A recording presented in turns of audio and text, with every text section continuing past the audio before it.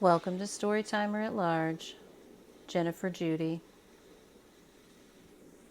Jennifer Judy was born in 1951. She grew up in California. In the late 1960s, she moved to Cincinnati. First, she stayed with family there, but later wanted to live independently. She was staying at a residence for young women in Cincinnati. She was looking forward to working, going to school, and making a life for herself. Jennifer was walking down the street on Tuesday, February 11, 1969, when she was spotted by a predator. He forced her into a doorway. The killer attempted to rape her. Her pants and underwear were partially pulled down. When he grew frustrated, he stabbed her in the chest and fled. Jennifer was found around 9 p.m. in the doorway of the Earl building. That building is still there in Cincinnati. The Tudor-style doorway is still there, although the name has changed. To me, this crime has all the hallmarks of a Eugene William Gall murder. He was reckless, brazen, impulsive, and violent. He already had a history at that point of being a peeping Tom. He stalked women in North Carolina while in the military and was arrested there on July 6, 1964. The arrest prompted the military to send him to Portsmouth Receiving Hospital for a time. Now, was he just looking in windows? I don't think so. I think that it was serious enough. The offenses that he was committing while in the military were serious enough that they committed him to this hospital because, let's face it, the military typically tends to overlook a lot of transgressions, like just peeping. I don't think he was just peeping. Gall said it himself much later. His crimes, it's all impulse, he says. All impulse. I see a girl walking down the street, bam, that's it. In 1969, he lived in Middletown, Ohio with his wife and son. He worked at Armco Steel for a time and also managed the Midtonia Apartments. In February 1969, Jennifer Judy was murdered, of course, in Cincinnati.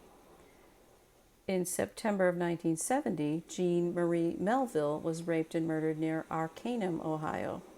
That's just a little bit to the west of Cincinnati, almost in Indiana, just over the border. In October of 1970, Arletta Sue Remley was raped and murdered in Connorsville, Indiana. All of those locations are a very short drive from Middletown. In 1977, Gall abducted, raped, and murdered Beth Ann Moat. He stabbed her in the chest. In early 1978, he abducted, raped, and murdered Lisa Jansen. He was caught in 1978, shortly after murdering Lisa, after an armed robbery prompted a shootout with police. He did a lot of driving around, trolling for victims. How did he finance that? Can other armed robberies and perhaps murders of gas station attendants, something like that, be attributed to Gall as well? I wonder if ballistics testing or fingerprint evidence still exists in any of those cases. It's my opinion that he murdered more than just the two girls that he was convicted of killing. Gall is currently serving a life sentence in Ohio.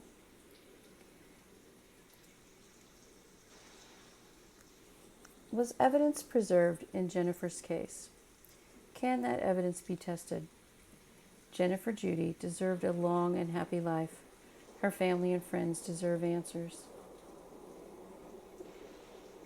Let me go back really quickly to Gall's crimes. Let's talk about, in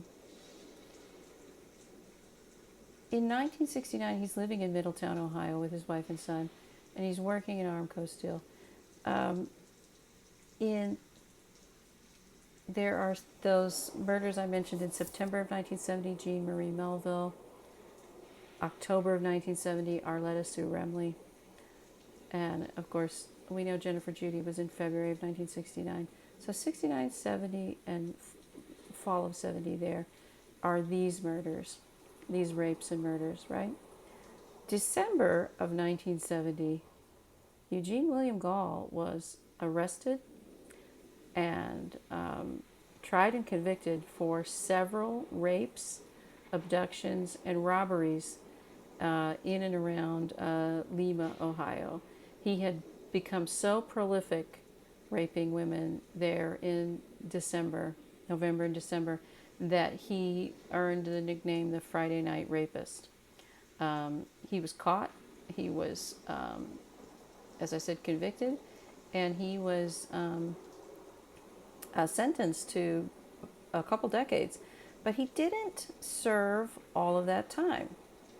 In early 1977, April of 1977, he was released.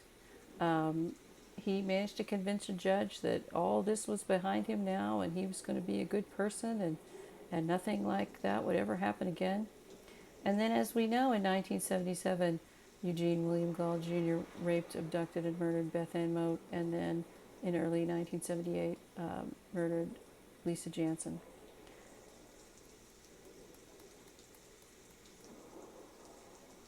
I think he definitely should be looked at for the murder of Jennifer Judy. Just the way he operated, her murder looks so much to me like one of his crimes. Jennifer Judy was still so young. She deserved a long and happy life.